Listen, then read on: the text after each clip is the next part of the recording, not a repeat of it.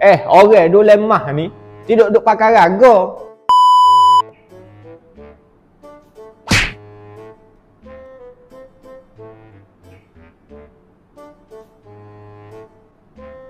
Dek meh. Mu nak buat gapo dengan raga-raga tu? Abah nak cuci baju pas ni. Mu jangan buat berona agak petang-petang hari ni. Abah ni tak ikut pergi rasa. Orang malah mana lagi? Wano mu kau lama kau punah. Apa punahnya? Orang duk lemah ni duduk pakai raga. Orang pakai punya. Mu dulu pakai raga agak. Mu sodok turun, mu sodok jatuh, mu sodok turun. Pas mana hasilnya? Abang lupa deki ngawe. Tak duk deki-deki Deki kau gaponyo. Umi kaya, abah tu orang bikut bibik jaga.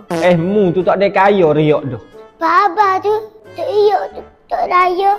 Pergi dulu lah. Pergilah. Mu ni buat lama ke? Assalamualaikum Haji.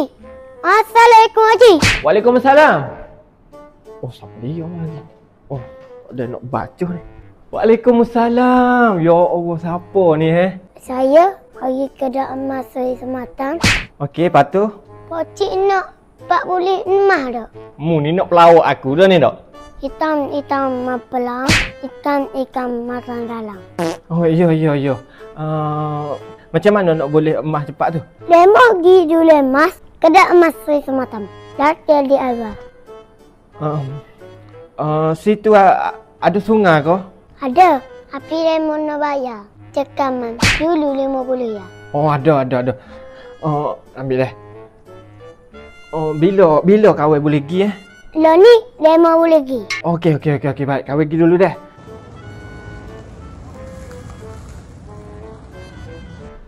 Menate budak tu nyelipak aku.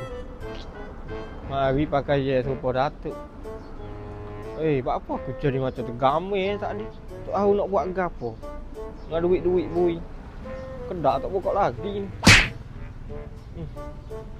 Aku penat aku ni. Dengar tak ada kerja bangun pagi makan pagi, bangun petang makan petang. Baik jadi lembu lah. Tak ada masalah. Warna bah. Okey cik sore. Una buat basi yo. Kejut aku mu meh. Wano mu tu bik kau jambil pula ni. Abah rasa abah kena lipat bodoh ni. Dia oyak dok.